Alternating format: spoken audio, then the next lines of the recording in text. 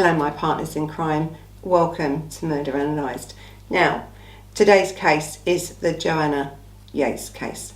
Now, Joanne, I'm going to call her Jo because everyone actually called her Jo, but it's Joanna Yeates. And this is an English crime. She was murdered in 2010, actually 17th of December 2010, so very close to Christmas. She was a landscape architect and she was originally from Hampshire in England. And she went missing from the flat that she shared with her partner in a large house. Actually, it was a shared house and it all built into different flats in Bristol. And she went missing on the 17th of December 2010. And she had been out with her colleagues and that was it. She was never seen again. Now this case, it's a solved case, another true crime solved case. And the perpetrator, there's a lot more to him than just a murderer. So this case is going to bring in indecent images of children and stuff like that. This man was a nasty piece of work, okay? So there's lots of things in this case. This case also, though, brings up a lot about the press and different things and about how people think they can, or the press thought that because someone looked a certain way, they could portray him as this killer, and it wasn't him. So it will look at that as well. There's a lot of legal stuff in this, really. I mean, this man was a liar. Okay, so we'll go into him a little bit. We're going to go into a little bit of his childhood and everything else about him. But he was a liar, and he is a murderer, and he's a very, very dangerous man, actually.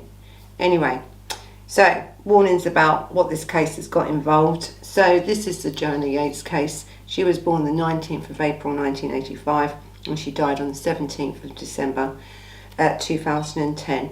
As I said, she was a landscape architect and she was a lovely girl. She had her whole life ahead of her. She had just moved in a little while before into this apartment that she shared with her partner, and their life was planned out. She was a lovely, happy girl, keeping herself to herself. Her boyfriend just went away for a couple of days and it gave the killer an opportunity, really, to take Jo's life. So this is the Joanna Yeates story. So this case was such a highly publicised case, really, at the time when this girl went missing. I think as it was around Christmas time, she just disappeared without a trace.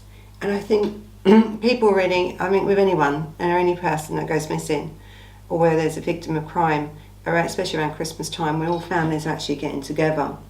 In Joanna's case, her family was searching for her, and I think the whole country, actually, this country got behind them and really wanted to know what had happened to Jo. And I think, you know, they'd done appeals and everything, her family, for information and put out rewards, so did press and stuff like that. But her body was actually found on the 25th of December, actually, 2010 in North Somerset. Now, I think she was found by dog walkers there as well. Now, at the post-mortem, it had proven that she had been strangled. And this was literally one of the biggest murder inquiries, I think, or investigations around this Bristol area at this time. And I think actually one of the biggest murder investigations that Bristol's actually ever done in itself. So it did dominate the news. It was everywhere. There was nothing that you didn't know about Joanna. They'd done reconstructions, they'd done everything about her to try and show you. They looked at CCTV and stuff like that. There was a few bits of her on there, but literally this girl just disappeared, literally. So I think there was I think the rewards are about £60,000 for information, and I think you'll find as we go through this case, you know, when I talk about the killer, because he actually gave information about somebody else, you know, you don't know what his motives were. Most killers like to be around the crime scene. Now they want to be around it because they want to know what's going on, and he was very much like that.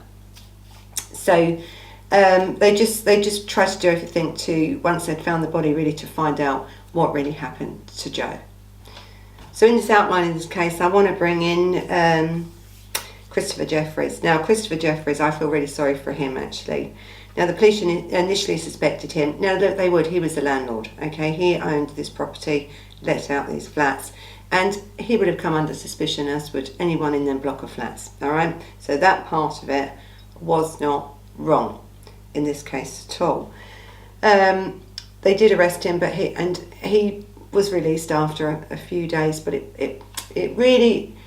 The thing is with Christopher Jefferies is the way the press depicted him, because he acted and looked a certain way. And I always say, you know, killers, they're no different than me and you. They don't look a certain way. They really don't. You couldn't stand someone in the crowd and think, he's a killer, she's a killer, she's a killer. You couldn't do it.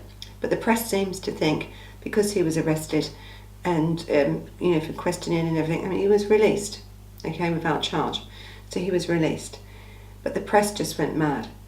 But this Vincent Tabak, now he was 32-year-old Dutch architectural engineer, and he occupied on the 3rd floor flat of that building, actually, and was arrested on the 20th of January 2011.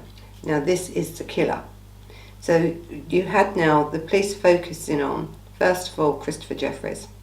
And so this is where this case gets confusing, and a lot of people think, well, if they made a mistake with that, they could make a mistake with this. So I wanted to outline this case for you so you can see who the characters are. So we have Joanna Yeates, that lived in these flats, but only just moved in a short time before.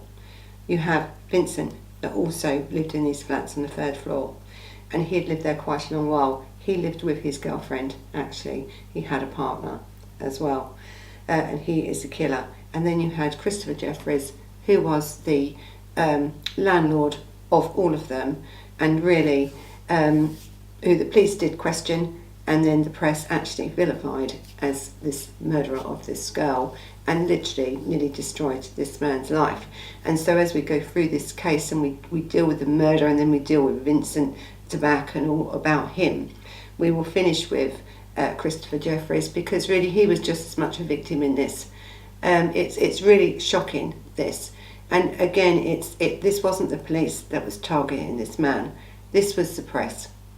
And then the minute the press then, you know, start to say you're guilty, the public get behind them because they believe what the press is saying. So there's lots of legal issues here with the press, and a lot were fined, and you know, it really hinders an investigation. Really, it could have really have done damage to this investigation. So this is really what this case is about. Okay, so Joanna Claire Yeates was born on the 19th of April 1985 to David and Teresa Yeates from Hampshire in England. She was privately educated, I think at Emblem Park near Romsey, and she studied really well. She was a really good student, happy student, really good student. She'd done her A-levels and stuff. Then she went on to do a degree in landscape gardening. And then she'd done actually a postgraduate diploma actually in landscape architecture at Gloucestershire University.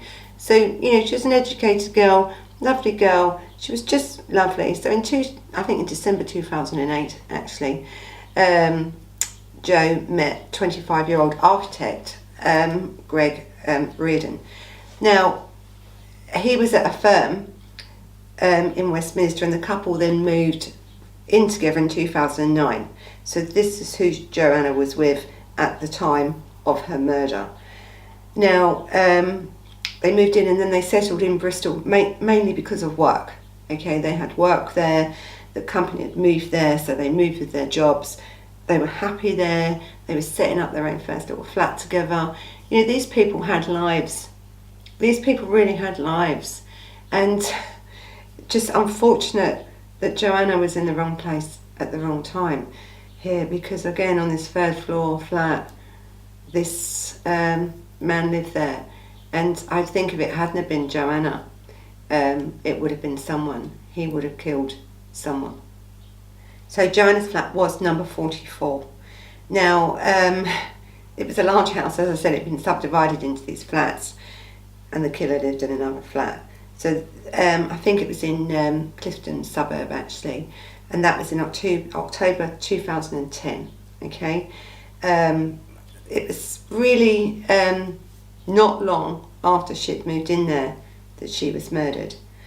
So the facts of this case are, really, what we know of. At approximately 8 p.m. on the 19th of December 2010, her boyfriend Reardon returned home from a weekend to visit in Sheffield, his family in Sheffield, because it was coming up to Christmas and it was their first real Christmas together in their home, him and Joe, and so he went to see his family first so he could be back in time to spend Christmas with her. They had arranged a party on Christmas Eve and different things like this. So we knew when Joe went missing that there was future plans. So we knew that something, when you know that someone has future plans, they're not just going to run off.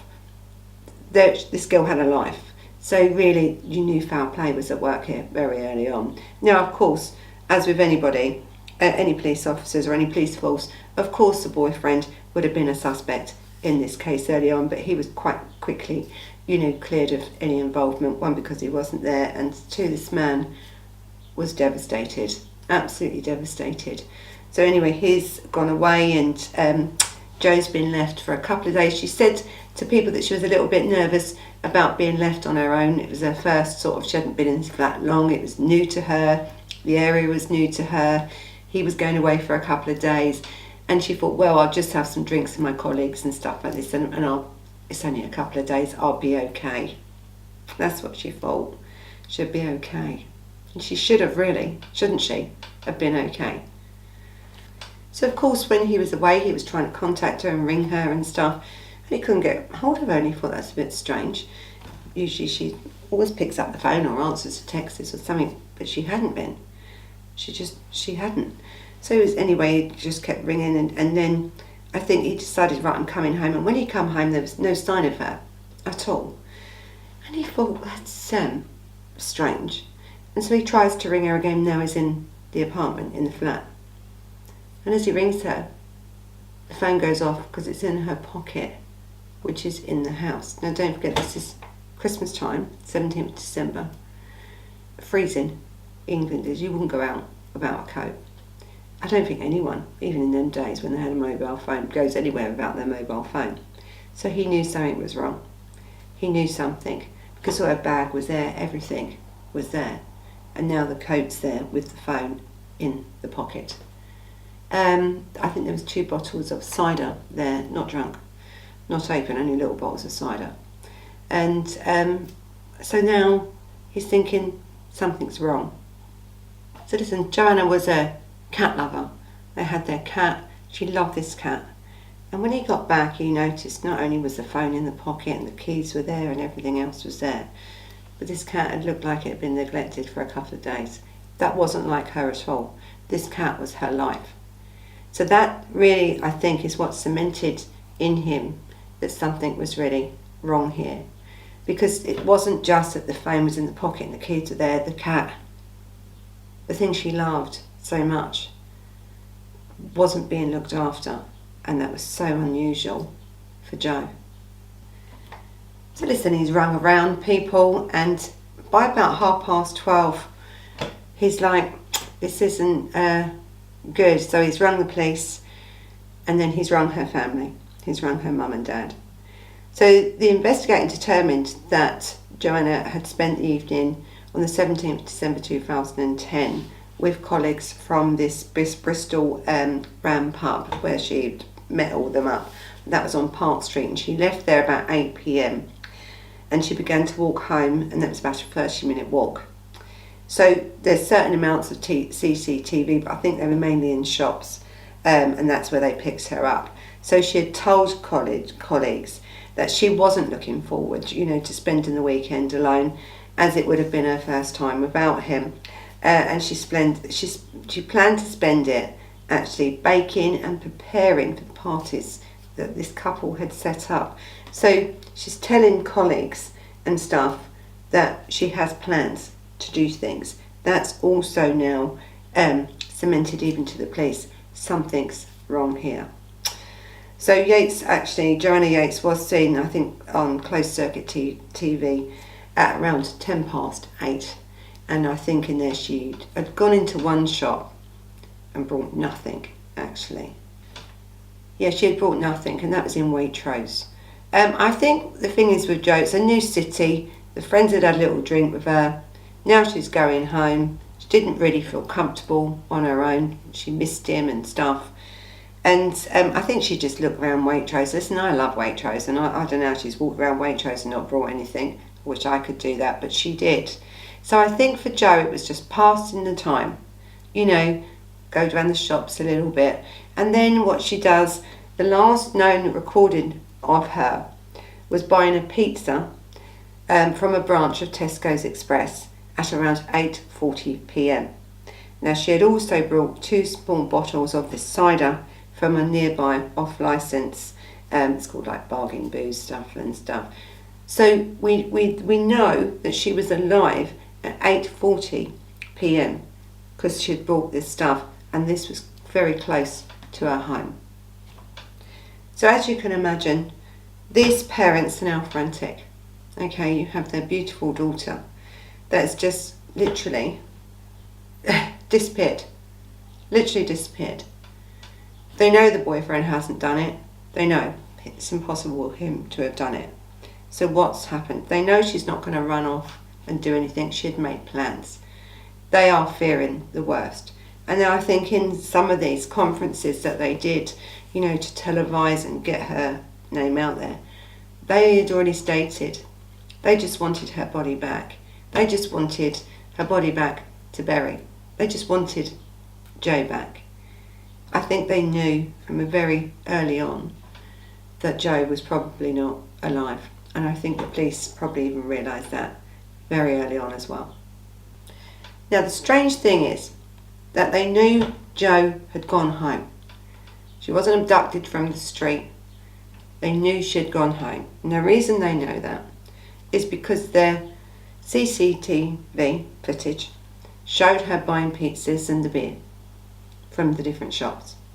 The beers or the cider was found in the home, unopened, but there was no signs of the pizzas at all. And there was a receipt saying that she had brought these pizzas, and of course receipts have times on as well.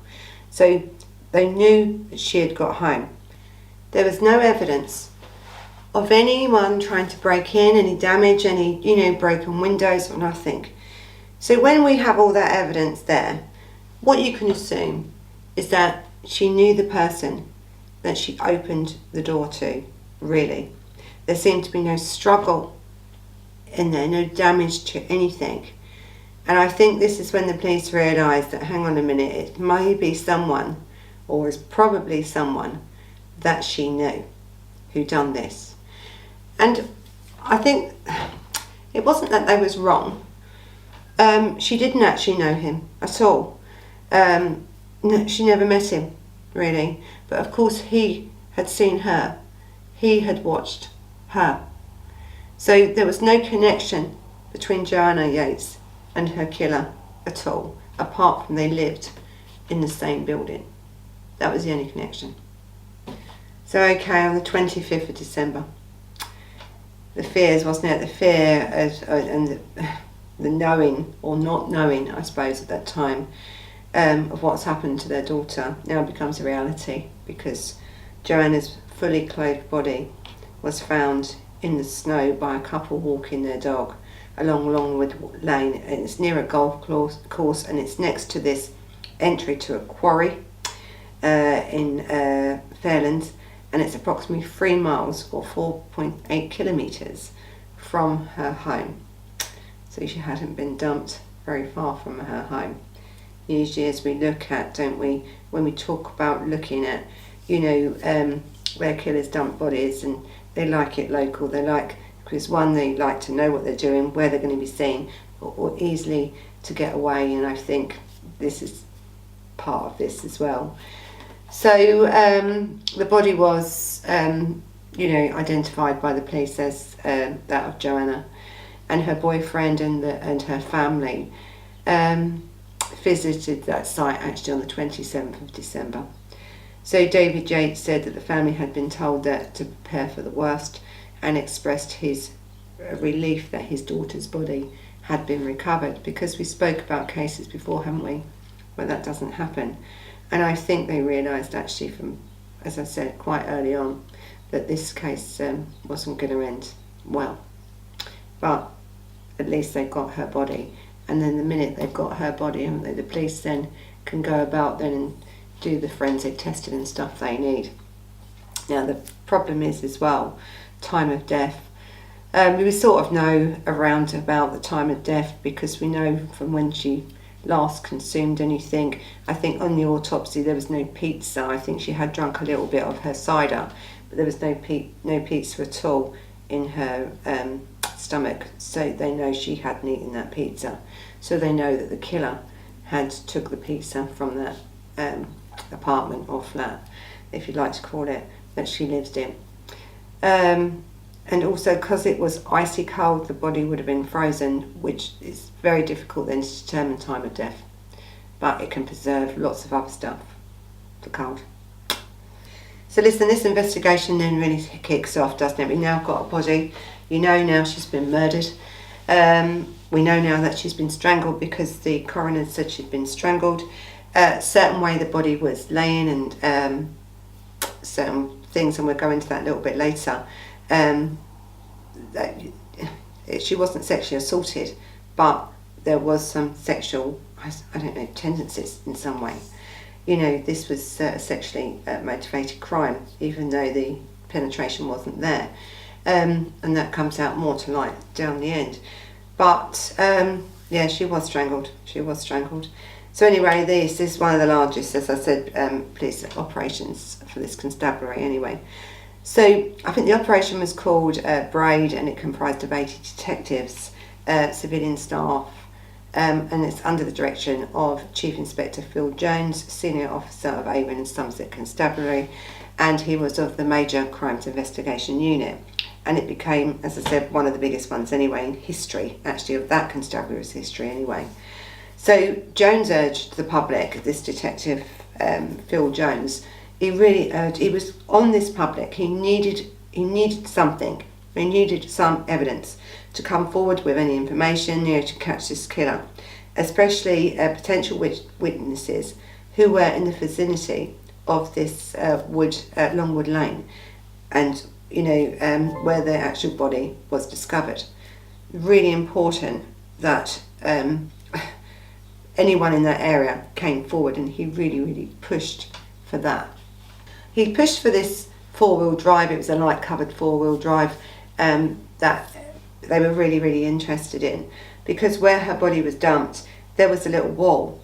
Now, and I've said before, you know, when people try and move dead bodies, it's not that simple to move a dead body. It's a dead weight, and this man luckily couldn't throw her over. He tried to throw her over the wall, but he couldn't do it, and that's why she was found as quickly as she was. So they knew that someone was on their own, because if there was two people, two perpetrators, the body would have been over the wall quite easily. Now we're looking at one perpetrator that found it difficult to carry a dead weight and to try and get him over a wall. So I think they examined, the police, also about 100 hours of CCTV footage. I think it was 293 tonnes of rubbish from around this area, because don't forget, you see, they're looking for pizza boxes and stuff like this because she's brought this pizza. So they went for everyone's rubbish, they went for any discarded items of blood or anything like that. That's what they did. They really went for this in a big way. This investigation was actually really well handled at the beginning. They was on it, actually. So you had Crime Stoppers, and Crime Stoppers is great in the UK and it highlights a lot of stuff, and they offered a £10,000 reward. They actually done a reconstruction and stuff like this of what had happened. The Sun newspaper, and they come into it now, but they also come into it again later on, offered a £50,000 reward. The authorities advised people living in this area to secure their homes. So you can imagine people in this area were really worried, weren't they? And warned that women should not walk alone after dark, because I think they thought, and believe it, if this man had not been caught for this murder, he would have done it again. Now at the moment, as I say, with all these perpetrators, this is the one that we know he's done. There's a lot more come out about him since. I don't know if he's murdered anyone else, and I'd never say he hasn't, as with many perpetrators. But if he hadn't been caught, oh, absolutely, this would not have been his only one. Really, it wouldn't. So the police knew by the way the murder was done, I think, that the perpetrator was very dangerous towards women. I think, speaking on the 29th of December, I mean, his daughter's just been found. The father of Joanna, Yeates, stated that he feared that the person that had done this would never hand herself in at all. And I'm telling you, this man would not help off. When we go over him and his background and what he was like, no, this man would never ever have handed himself in. Of course not. You know, and I think the father understood that, but he was so concerned about other women around in this area at this time, thinking that this man, whoever killed his daughter, was still out there and had the potential to kill somebody else. He was so fearful of that. And it just shows you, doesn't it, about the background and the family of Joanna Yeates, of how even after the death of their daughter, they were still even concerned about everyone else in that area, especially young women. So listen, when you're looking at someone that's killed like this, there's other unsolved crimes, and we've spoke about this before. There's many cold cases. Now, so they wanted, it was the Avon and Somerset Constabulary, they issued this appeal for anyone with any information about the death to come forward, but also about other murders or unsolved cases within this area and from other constabularies close to this area, so they could go over and see if this was linked to anyone else. Now, the interest to them was this case. It was this 20-year-old Glenys Carruthers, and she was strangled in 1974. Melanie Hall, 25, who disappeared in 1996, and his body was discovered 13 years later. And 35-year-old Claudia Lawrence, who went missing in 2009. Now, no one's saying that, you know, he'd done any of them, but these are the ones that are cases that are still outstanding here. And as I said, it's took, you know, in this one of these girls' cases, this poor girl, you know, it's took years, hasn't it, to get her body found, to give her family some sort of, you know, comfort that she's even been found. So I think they identified, you know, similarities between these, and I think really, I think Hall's case was the other one that they really thought was close, and that was 2009. But you see, again, with no evidence, you know, what can you do? Anyway, again, she didn't return home after meeting friends. This is what I said, we don't know the perpetrators because the evidence isn't there, and that's what you rely on, isn't it, to say that someone has killed someone. So there was evidence there in the end to say that he had killed Joe, but there wasn't evidence there to say that he was, you know, meeting anyone else or have killed anybody else around that time. Anyway, the police gathered surveillance video footage from Clifton Suspension Bridge. Now, this is the bridge sort of that they would have had to have used to get to this point to dump this body, and it was also a direct route, I think, from her flat to where the body was dumped. So again, when we look at geographical profiling, you're looking, aren't you, at the easy exits, easy routes for these killers to use. Nobody really wants a dead body in their car for very long. They just don't. So they're always going to look for the quickest and easiest route to dump a body and get out of there. And the police sort of have known that's not always the case, but it's the majority of the cases. That's what happens. So after, listen, on the 28th, by the 28th of December, it was a full-blown murder investigation. Now everyone was now looking for it. Postmortem had, as I said, postmortem had indicated that she had died several days before being discovered. The examination confirmed that Yeates had not eaten the pizza that she had purchased. So there's all these little clues that the police are trying to add up here. Now, again, there was no evidence also at all that Joanna or Joe was sexually assaulted in any way. but that doesn't mean to say this is not a sexually motivated crime.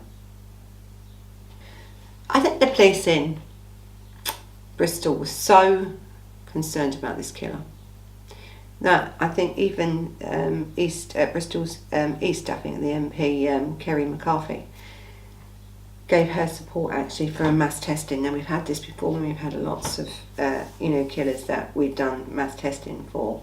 So in a certain amount of area, everyone will have their DNA taken. They can't make you, but usually if you've got nothing to hide, you go and give your DNA, it'll be tested, and then it's literally destroyed after that. And I think a lot of people were backing that, and a lot of people wanted that, because really this DNA screening process is sometimes the only way, that you can sometimes catch a killer. So I think I think it was 1985, wasn't it, or 1995, into the disappearance of Louise Smith was the last time they'd done this massive testing, actually, in this area. And as I said, DNA, the collection of DNA, the reliance actually on having people to do it voluntary is good. It's a lot of manpower. The cost of doing DNA sometimes does limit the police's ability to do it, I'd say. But in this case, yes, they was going to do that in a big way. They needed to find this killer. Now, because they had found DNA on Joe's body. Now, this was tested for a potential profile, and it wasn't there. Now, I always say, these databases are great. Of course they are. But unless the perpetrator's already been caught, the DNA won't be on file, will it? So they're great, but they're only great if the perpetrator's had the DNA taken before for any other reason, or something like that. But I think what the police were looking at, really, when they found that DNA, then detectives then began to track all the local sex offenders, on the register, living within that jurisdiction, and there was quite a few actually, and that was, they wanted to know where everyone was on that 17th of December. Now look, a lot of these were eliminated very, very quickly because it wasn't them. So once they sort of put that out, you think, okay, you have an offender here that is probably going to kill again. He hasn't been caught because his DNA is not on there. So now the case becomes much more focused on, okay, we need to get this person really quickly. And there was a lot of manpower in this. So shortly after 7 a.m, I think, on the 30th of December 2010, Christopher Jefferies, Joanna's Joe's landlord, who had lived in the flat at the same building, was arrested on suspicion of murder. Now, he was taken to the local police station and questioned for several hours, while forensic investigations inspected his flat. Now listen, that's not, I think, what Jefferies has got a problem with. He never has had a problem with that, and nor would anyone else. If you're not guilty of a crime and there's no evidence, well, we say that, but we've had a few cases where people are charged with it. But anyway, there was nothing really. Now, so he was taken there, and on the 31st of December, a senior police officer granted the investigators 12-hour extension to the arrest to enable them to hold him in custody for additional questioning.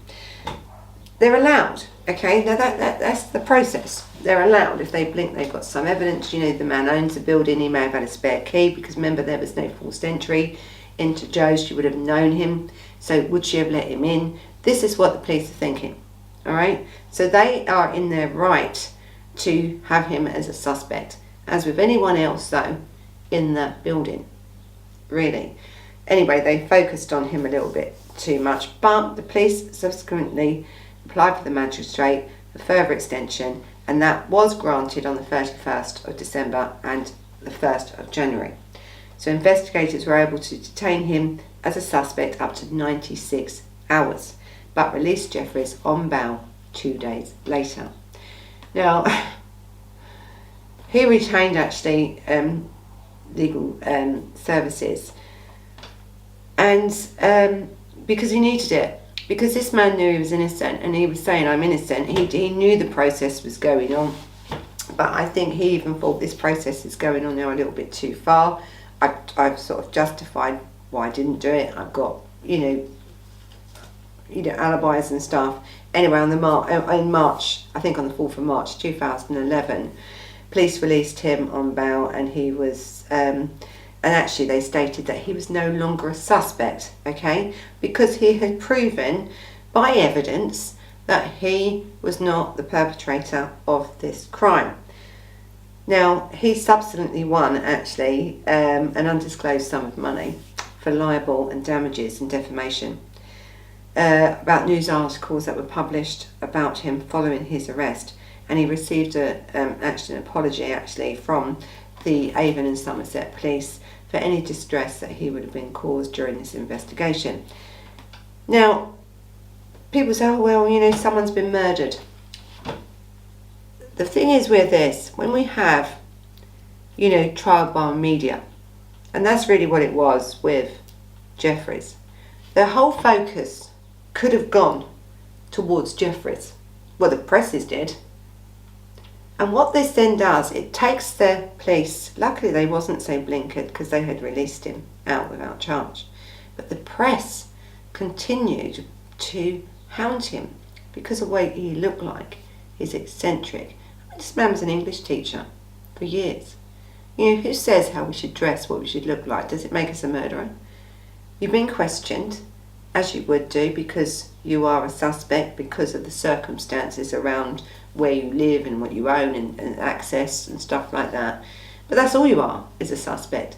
But this press went for this man, how he looks. They called him terrible names. They really defamed him, this man. It was shocking, actually. And I think that then took it away from the case, because the police, luckily, weren't so focused on Jefferies. They'd actually moved on. Their concentration, actually, it's the first time I've said this about police in a very long time, but they were very, very focused on, all right, they may have questioned him for too long and their focus may have been on him too long, but once they'd realised that they'd got the wrong man, it wasn't him, their focus then turned back to the people that they should be looking for, or the person they should be looking for. The press didn't do that at all. And yes, they was sued, and we'll go into that a little bit later on. So anyway, now we think, okay, if it isn't Jefferies, this is what the police are thinking, it's someone probably in this building that's done this murder. So the real breakthrough came, really. First of all, actually, there was this reconstruction actually on BBC Crime Watch, I think, and that was done in January 2011. And there was a lot of response. I think over 300 people actually contacted the police from that one, reconstruction of the movements of Joe and stuff like that. And they really highlighted this case. They really wanted to catch this killer. So this breakthrough came when this lead investigator believed that Joe's body had been transported in a large holdall bag or a suitcase. And on the morning of January the 20th, a 32-year-old architectural engineer, Vincent Tabak, who lived with his girlfriend in the flat next door to Joe, was then arrested under suspicion. So that's the breakthrough. Now I want to talk first, before we go on, I suppose about how the public felt about that and how he nearly got away with it, I suppose, because remember I said about this press and how they really started to focus in on Christopher Jefferies. And so, of course, what this Vincent was saying, well, they've got the wrong man there, they're just doing this to me. And so it put doubt in people's minds.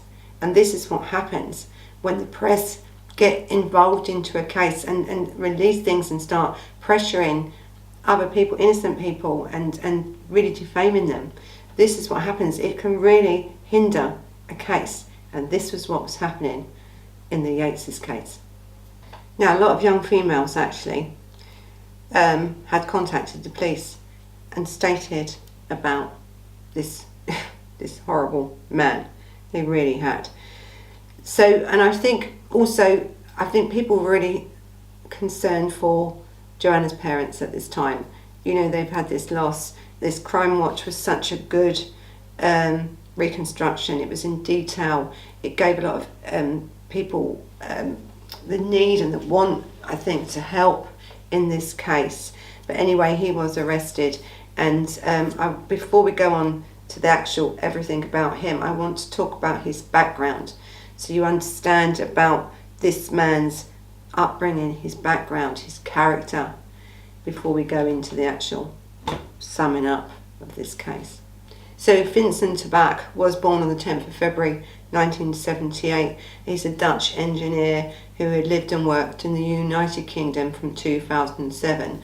There leaves the door open. Did he do other murders? Did he do the Hall murder in 2009? We don't know. Anyway, he was the youngest of 5 siblings, and he was raised in Urden, 21 miles from Edehaven. Now, Dutch. Vincent was childhood's next door neighbour, actually, John. He describes him as being as an intelligent, introverted loner. Now, when you look at profiling, these are the things that usually stand out, and when I look at his sort of background, how people describe him, it's very much like, I don't know, I've done so many of them, but especially when they say loner and stuff like that, and this, it's quite an intelligent man and stuff, he's on that, he's got traits, if that's how you want to say it. He's got the traits, okay? So he studied actually at the University of Technology, and he began in 1996.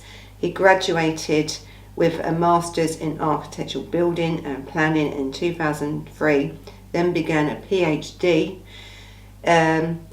in which his thesis was to study on how people use spaces in office buildings. So this man, and in public areas, right? So in office building and public areas. So this man, intelligent man, right, he's done a PhD. When he's looking at how people use spaces in either offices or in public spaces, he's looking at behaviour.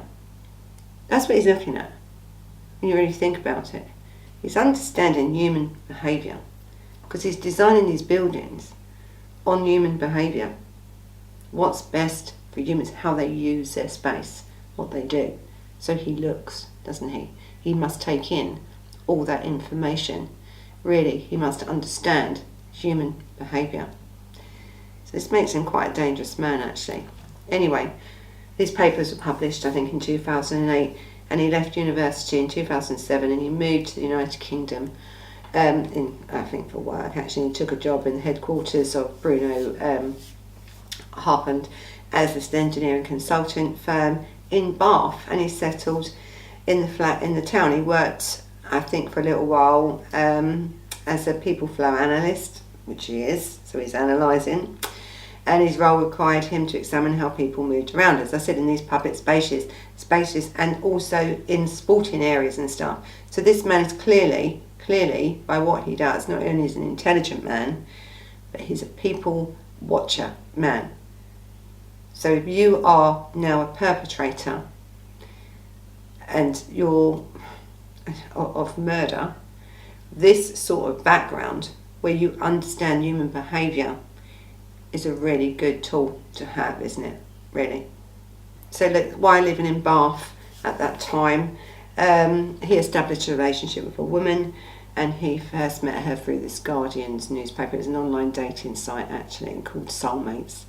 And I think she later described to the newspapers that this was his first serious girlfriend, and he paid tribute to her, acknowledging this in his thesis, where he wrote, and he said that he was happy, and that, really that was his life, and when she entered his life changed. I call it this mask of sanity, don't I? You've got one face of someone like him, and the minute that mask is removed, is the real person underneath, the evilness that is underneath. Because when we go deeper into this man, of what this man was really like, You can tell he definitely wore the mask of sanity really well, really well.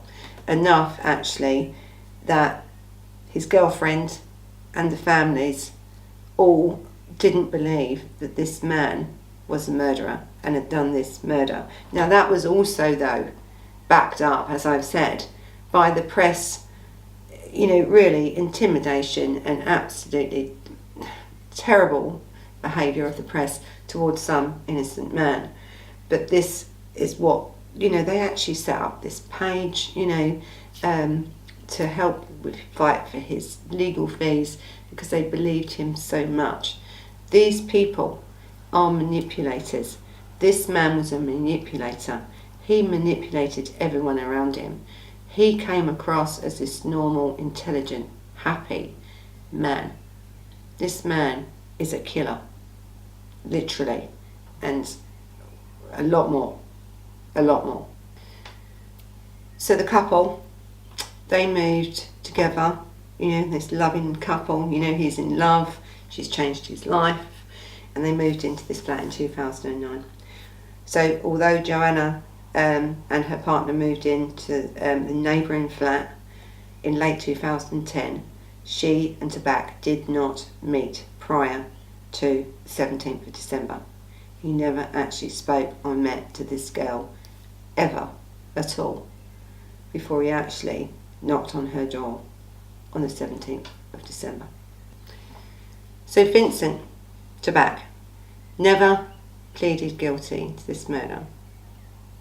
He didn't really. Then when he did, he tried to take it back. Because as I said, he's had these people fundraising with him and I didn't do it, I'm an innocent man. Even though he'd even tried to set up, actually, Christopher Jefferies. And this was his downfall. I think with Vincent, he believed he could manipulate anybody. And even the police. And so when he was being questioned, he was questioned for about 96 hours actually himself as well. And he didn't really admit it. He didn't actually admit it until the 8th of February when he told Peter Boverton, he was a prison chaplain, that he had killed her and he intended to plead guilty. And on the 5th of May 2011, Vincent did plead guilty to the manslaughter of Jo, but denied murdering her. He pleaded the guilty charge of manslaughter was rejected actually by the Crown Prosecution Service for reasons being that when we look back now at when they'd done a search on Vincent's property where he lived with a girlfriend who was subsequently away that weekend, out with her mates actually. I don't think she was away, she was out with her mate that night on the 17th of December having drinks. It's coming up to Christmas, all the colleagues were getting together, everyone's out, aren't they, partying. And she had left him at home and he was texting her, I miss you, I love you, and all this stuff. Why he's murdering Joanna Yeates. That's what this man is doing. So when the police then finally arrested him and then checked out his, searched his apartment, they took away all the computers, this, that and the other, on his search bar, in Google, when you do your searches, whether you want to try and delete them or not, they're going to find them. He had been researching about defences for murder and manslaughter. He had also been researching how really to get away with murder. How long can a body be left outside? What does the cold weather do to a body? How long can DNA last on a body? All these sort of things. The proof, as I said before, the definition of murder is to take somebody's life, with the intent, right? The malice of forethought to take that person's life. So I think with when he said manslaughter, he tried to say that he knocked on Joanna's door. She invited him in. Now we don't know because Joanna's dead. So we know she invited him in. He could have said, oh, I've lost something, or I'm locked out, anything. She would have recognised him because he'd lived in the same building. She would have recognised and understood that he had a relationship with a girl and he lived next door with someone and he was in a relationship. So again, when we talk about human behaviour and he knew human behaviour, this would have relaxed Jo to open the door to this man. He said that she's invited him in. She's invited him in, we started chatting. She started to be flirty with me. She was, coming on to me. And then when I started kissing her, she started then to say no. And so I just held my hand over her neck for just a little while, a few seconds, and killed her. That's what he said. So in the search of this property, when the police have gone through, not only have they found that this man has been researching stuff about manslaughter, the difference between manslaughter and murder, and how hard it is to prove, how long a body can last outside, how long it takes to deteriorate, DNA, this, that and the other. He's done all this, but he's also researched pornographic material, and absolutely some of the worst pornographic material. It was about bondage, and it was about lots of different things, to the most severe level, and also child indecent images of children, very high grades as well. So this man, they believe, because he's never going to tell you the truth, they believe that he has entered Joanna's flat with some ruse, something. He's then quite quickly attacked her. He said, as he said, just put my hand on her throat. I think when I read out in a little while, the injuries to Jo were not just that. And as I've said before, in many cases when people say I strangled her by accident, no, you really can't strangle someone by accident. It takes a lot of effort and strength to hold someone around the neck and choke the life out of them. It really does. And a lot of the times that is the sexual gratification they need, not the act. Now when Jo was found, when her body was dumped in the snow, she had her top, part of her top lifted up, showing one of her breasts. She looked very similar to the photographs of the pornographic images that he had been looking at. Thousands of them. Thousands and thousands and thousands of them.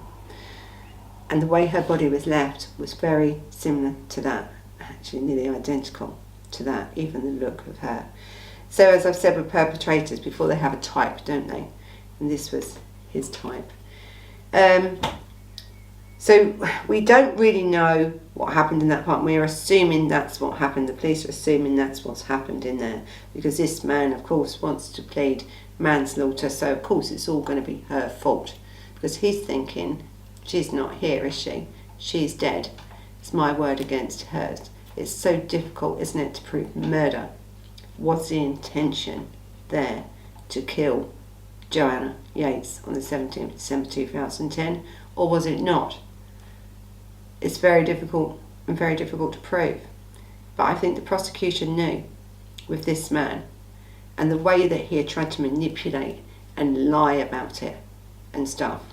There was more to this man than met the eye.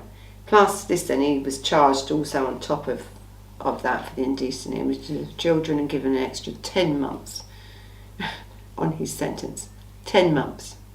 That's what he was given for the disgraceful, disgusting, indecent images of children that they found on there. Listen, pornographic images are legal, but they're not legal if they're children. And some of this man's whole character now, as we see him, was developed at a very young age.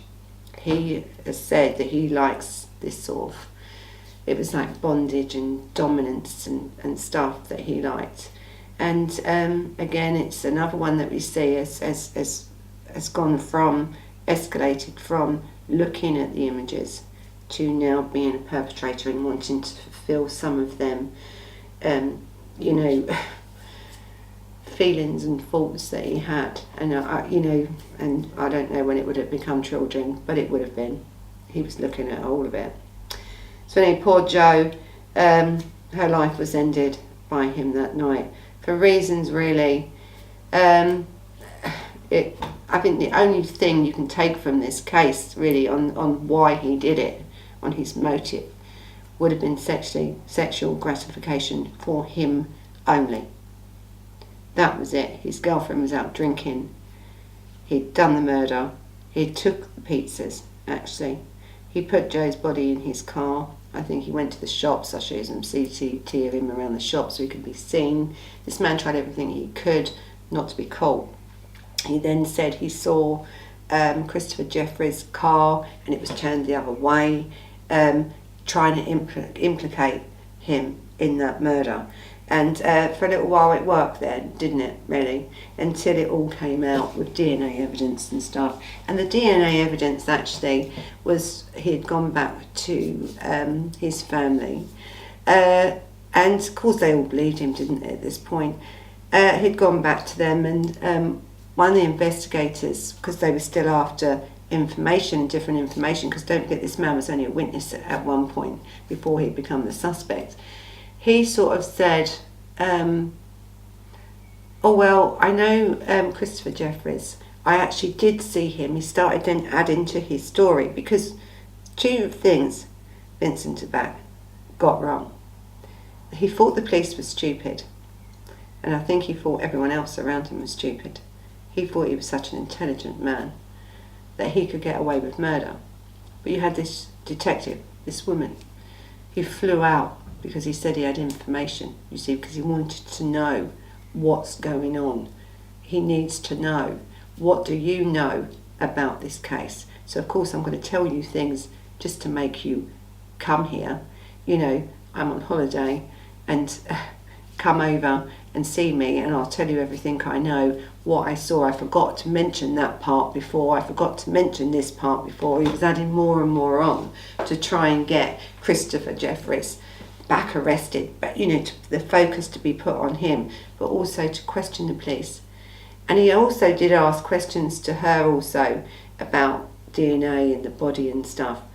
Now this young investigator, this woman detective, she said to him, she just said she had a funny feeling because of the way he was behaving, because of the things he was saying. So she just said to him, can I take your DNA? It's just to eliminate you. But in her mind, she thought, I need to check this man out. This man needs to be checked out. And really said it was his own downfall. You see, a lot of killers are like that. They want the limelight. They want to be in the know. And so they make mistakes. Or else if this man hadn't have done that, he probably wouldn't have been caught. And that's how they got his DNA. And he willingly give it. You know, I think that she said he was a bit worried at the time of giving it, but they got it. Because the minute you do all that, and then you say no to giving your DNA, then you are a suspect. Then. And I think this is what happened with him.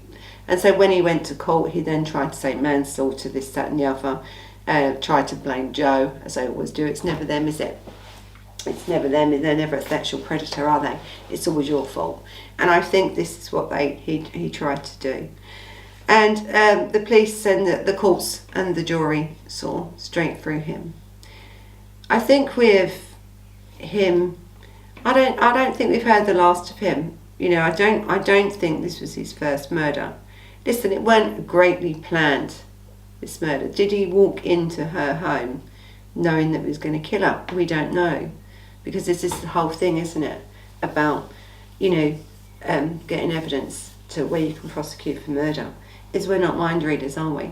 We don't know what's on the perpetrator's mind, and it's only from the evidence that you form your decision. And I think the prosecution put such a good case together, and I think he, you know, by incriminating himself the way he did and stuff, you could tell. And I think by the other images and stuff that he had on his internet, his searches and stuff that he had, you know, this is a dangerous man. And I think the jury really, that came through a lot. But if this man could have got away with murder, he would have. He really would have. So I think in this case, the police and the public, because the public and, you know, the BBC for Crime Watch and stuff like this, you know, they are the ones that solved this case, really. And they've done such a great job. And finally, you know, in the end, Joe got justice, and so did her family. Okay, so I'm going to talk a little bit now about this internet pornography and stuff. and a little bit more on his background, because I really want to home in how bad this man was. So listen, he came from Amsterdam and stuff, and he used to fly all over the place actually for his job. So in the months leading up to Joe's death, Vincent used his computer to research escort agencies. So this poor girl, right, that he was living with and who thought he loved her, and you know, the relationship was great, and she had done this fundraiser to help him, is now hearing not only is this man a murderer, but in the whole relationship that they have been in for a few years, where she thought it was this loving, normal relationship. You know, here comes the mask now coming off. Okay, this mask is now coming off, and this is what you're really living with now. The shock to this girl and her family must have been terrible, actually. So anyway, listen, he'd seen many sex workers throughout the whole relationship with her. He had researched escort agencies during his trips in the United Kingdom as well as in the United States. He'd contacted several workers by phone. He met them. He also viewed violent internet pornography and depicted women being controlled by men, showing images of them being bound, gagged, held by the neck and choked. Now, during this murder investigation, you know, a lot of women were interviewed about him, the local sex workers, and he was meant to be known as things that he liked to do, even to these poor sex workers, was terrible, really. So his fantasies, as I said, were coming from his constant use of online sources to then coming in to reality. And this is what was really happening in Vincent's mind. This is what he really was like underneath in this person. Now, I think one of the pictures, and as I said before, did depict a girl that looked very similar to Joe, and she was also, her clothing was arranged very similar to how Joe was left. So it's like he's took the image from the computer of this violent attack on a girl on this internet site to Joe.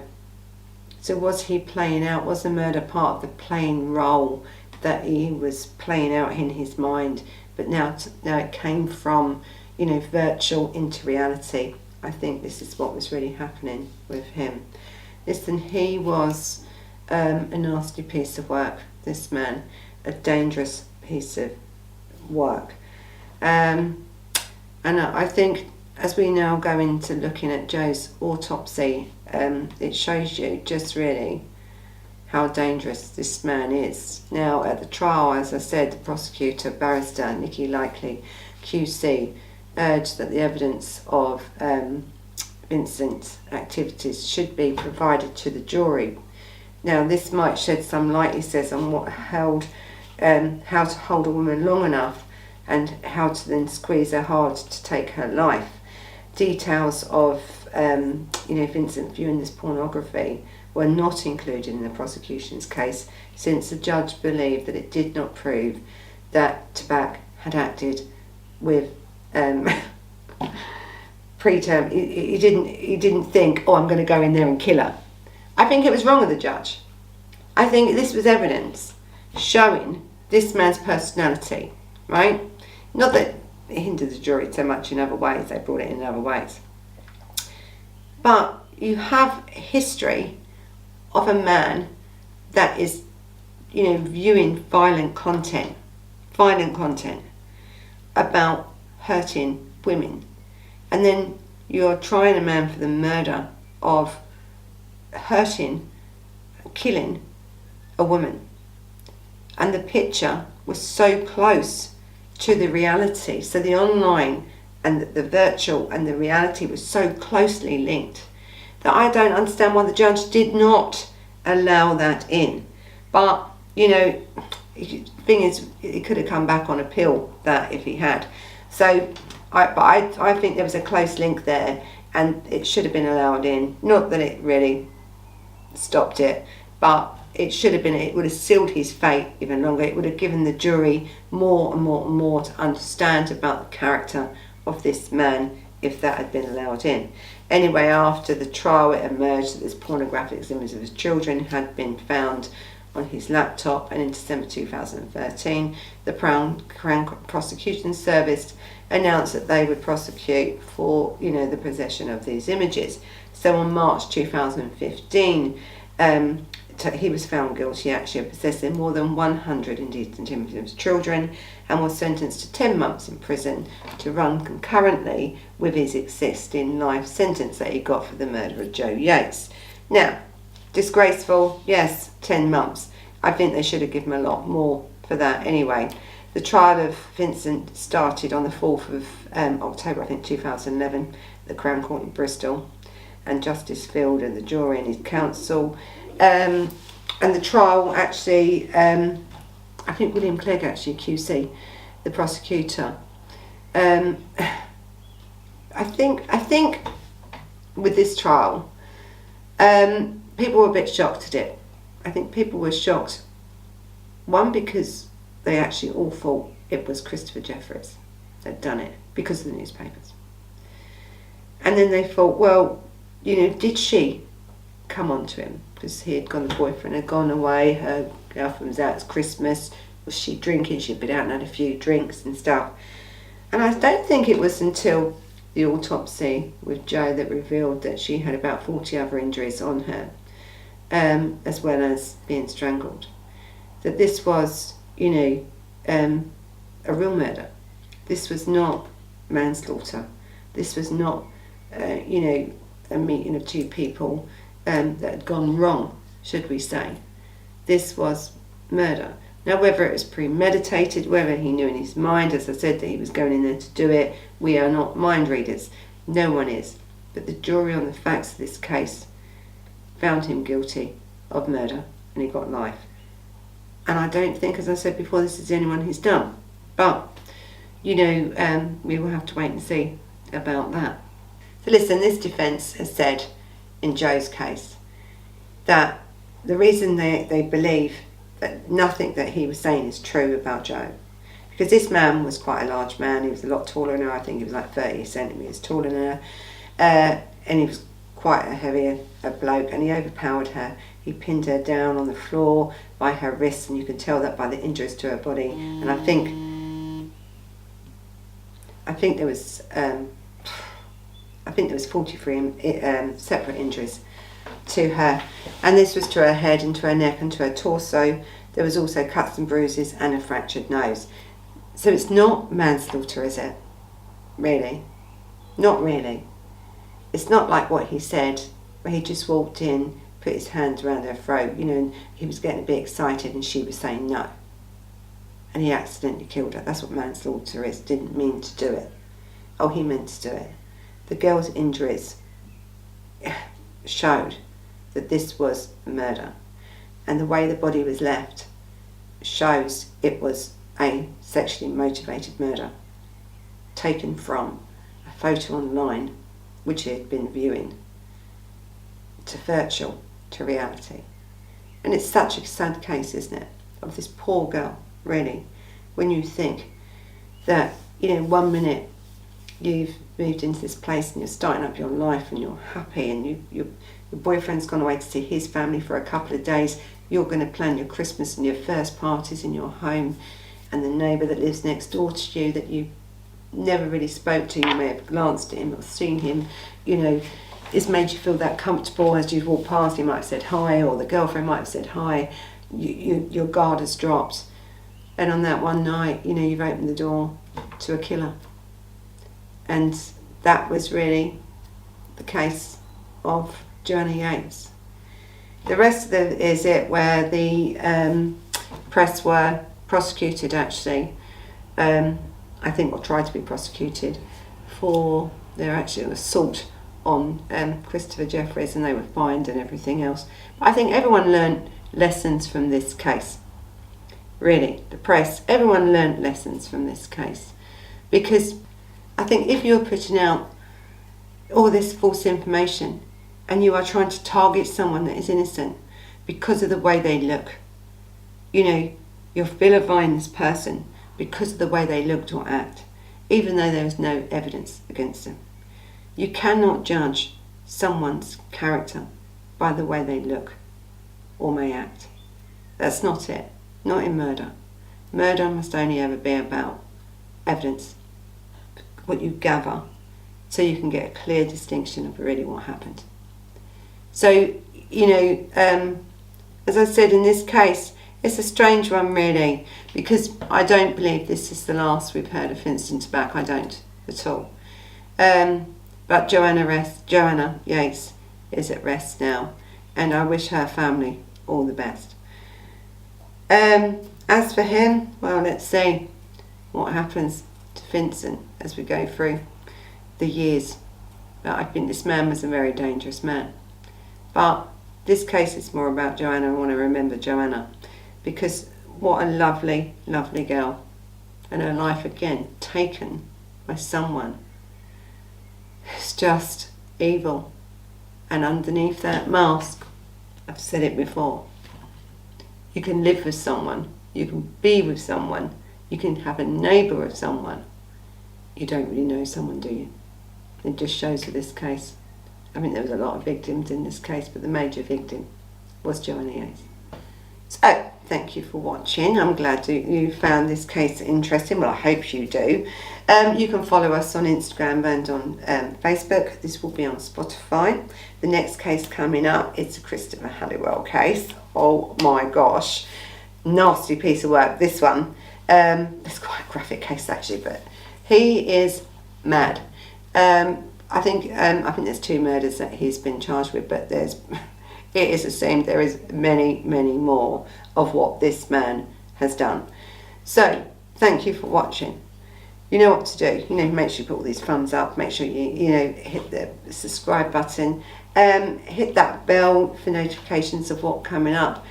Now, this case will be on my members part, as I've said before, for the first 24 hours before it's released to anybody else. They do get exclusive cases anyway on the members lounge, but from now on they will have these cases which are going out public. They will have them first for the first 24 hours, so I hope they're going to enjoy them. So, until the next time, bye bye.